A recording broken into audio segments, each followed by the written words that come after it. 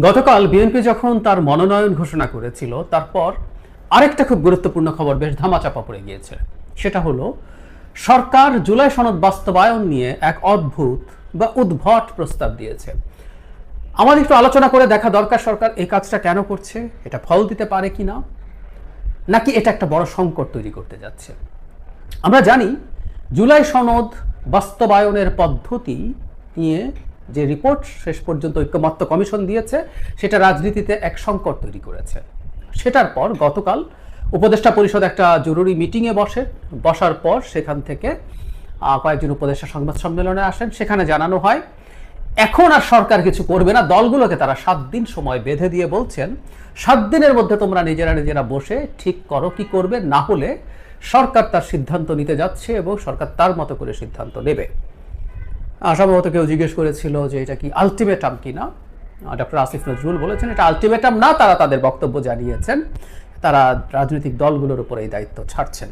এখন প্রশ্ন যেটা আসে, 7 দিনে রাজনৈতিক দলগুলো নিজেরা বসে যাবেন এবং সমস্যার সমাধান করবেন, এটা কতটা প্র্যাকটিক্যাল? আসলে একটা ঐক্যমত্য কমিশন হয়েছিল, সেই ঐক্যমত্য কমিশনের কাজই ছিল প্রত্যেকটা বিষয় বিস্তারিত আলোচনা করে যাচাই বাছাই করে সমঝোতার জায়গায় পৌঁছার জন্য। মানে এখানে একটা মধ্যস্থতাকারী বা আরবিট্রেটর ছিলেন তারা মাসের পর মাস, প্রায় 9 মাস যে এই কাজটা করে ফেল করেছেন, দলগুলো ঐক্যমত্যে পৌঁছাতে পারেনি। এখন সরকার মনে করছে নিজেরা তারা বসে এটা পেরে যাবে। কেন? তাহলে কি আমরা এটা বলবো ঐক্যমত্য কমিশন রেদার বিভেদ তৈরি করে রেখেছিল, তাই এখন সরকার মনে করছে দলগুলো নিজেরা বসলে এটা হয়ে যেতে পারে? অদ্ভুত। শুধু সেটা না, তাদের এই যে সরকার এই ঘোষণার কথা বললো বা পথ বাতলে দিল, এটা বেশ খানিকটা জামাতের ঘোষণা বা তাদের মতো করে কাজটা হয়েছে বলে বলা যেতে পারে। কারণ এর আগের দিনই জামায়াতে ইসলামী রাজনৈতিক দল সবার প্রতি আহ্বান জানিয়েছেন তারা যেন নিজেরা বসে এই সমস্যাটা সমাধান করে ফেলেন। উপদেষ্টারাও এটাকে সাধুবাদ জানিয়েছেন।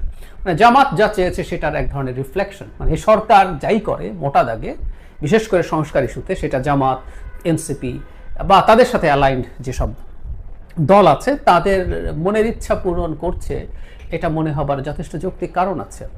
এখন কি হতে যাচ্ছে, মানে 7 দিন পর যদি 7 দিনের মধ্যে কি কোনো আলোচনা হবে? এখন জামাত চাইছে আলোচনা করতে, সেই আলোচনায় বিএনপি সাড়া দেবে কিনা? বিএনপির মতো দল যার প্রধান কনফ্লিক্ট জামাতের সাথে, এখন প্রতিদ্বন্দ্বিতা জামাতের সাথে, সে বিএনপি জামাতের সাথে বসে আলোচনা করে সমস্যার সমাধান করবে কিনা সেটা একটা প্রশ্ন। নাকি বিএনপি পাল্টা ডাক দিবে যে আসো আমরা বসি, ডেকে সবাই তার জায়গাতে বসে, মানে বিএনপি এটাকে ইনিশিয়েট করবে কিনা আমরা জানি না, নিশ্চিত নই। আমরা একটা কথা বলতে পারি, গণতন্ত্রে বা রাজনীতিতে সবসময় এটা ভালো পথ যে নিজেরা আলোচনার মাধ্যমে যদি সমস্যার সমাধান করা যায়। যদিও একটা পসিবল সমাধান কি হতে পারে সেটা নিয়ে আমি আলাদাভাবে কথা বলতে পারি। তাই আমি যেটা বলছিলাম সেটা হলো যে রাজনৈতিক দলগুলো যদি সমাধান করে ফেলতে পারে সেটা সবচেয়ে ভালো, কিন্তু সেটা যদি না হয়, সরকার একতরফাভাবে কিছু যদি করে, সেটা আমি খুব বড় সংকট তৈরি করবে বলে আমি ব্যক্তিগতভাবে মনে করি। মানে সরকার এখন, আমরা এই সরকারের সবচেয়ে বড় সংকট যেটা, মানে এটা সরকার না, আমরা স্পেসিফিকলি যদি বলি ডক্টর ইউনূস এই সংকটটা তৈরি করেছেন। তিনি জাতীয় ঐক্যমত্য কমিশনের চেয়ারম্যান হিসাবে এই প্রস্তাবনা যেটা দেয়া হয়েছে বাস্তবায়নে, সেটার অংশ তিনি সেটাকে অনুমোদন করেছেন।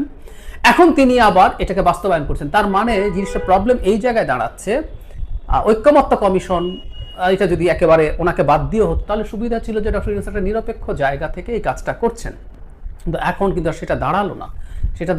তারা একটা সরকার হয়ে তিনি তার এক্সিকিউটিভ পাওয়ার প্রয়োগ করার চেষ্টা করছেন, যেটা আবার একটা নিউট্রাল বডি, অ্যাপারেন্টলি আমি ঐক্যমত্য কমিশনের কথা বলছি, দেয়ার কথা ছিল।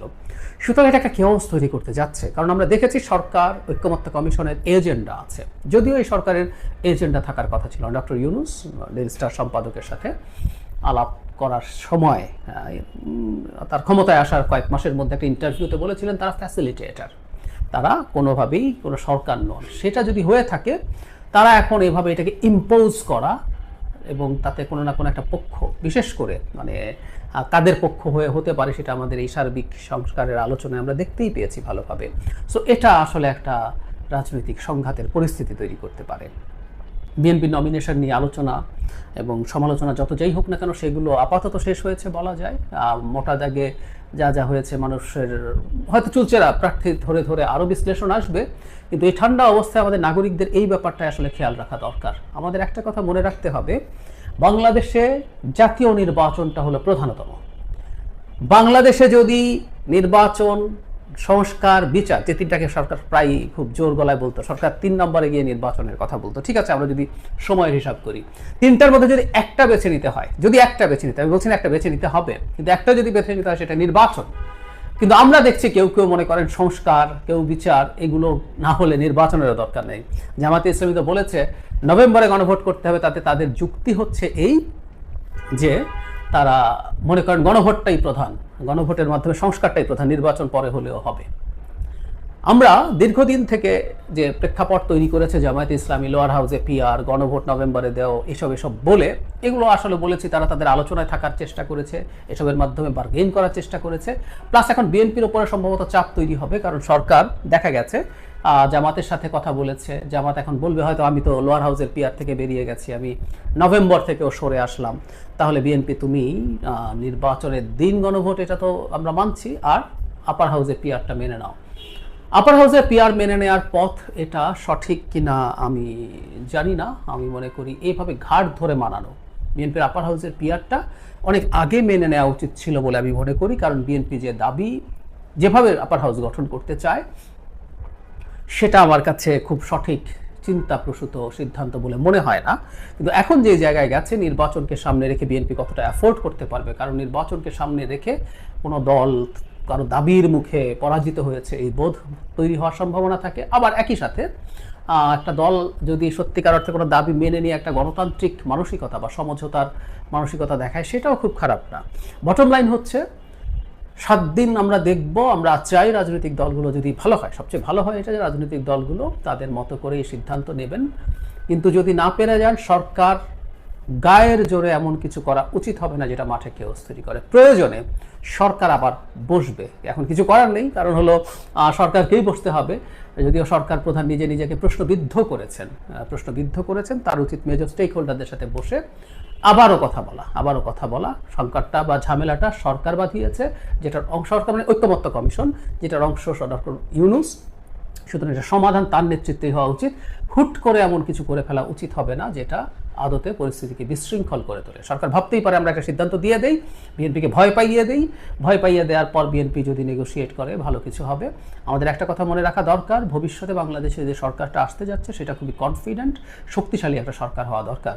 কিন্তু সেটা আগে থেকেই দুর্বল করে প্রত্যেকে তার ভেস্টেড ইন্টারেস্ট ওখান থেকে পাওয়ার চেষ্টা করছে। যদি এখন থেকে নির্বাচন নিয়ে ভীত হয়ে পরে দেশ কেমন চালাবো সেটা নিয়ে ভীত হয়ে পড়ে বিএনপি, তাহলে এখনই দেশি বিদেশি প্রচুর স্টেক হোল্ডার্স আছে, এই দেশ থেকে অনেক কিছু চায়, তারা বিএনপিকে চাপ দিয়ে অনেক কিছু অর্জন করতে পারবে। আমি ধারণা করি এই সরকার, ঐক্যমত্য কমিশন, জামায়াত, এনসিপি সবাই এ ধরনের একটা চক্রের অস্ত্র হিসেবে ব্যবহৃত হচ্ছে, না হলে পরিস্থিতি এত জটিল হবার কোনো কারণ ছিল না।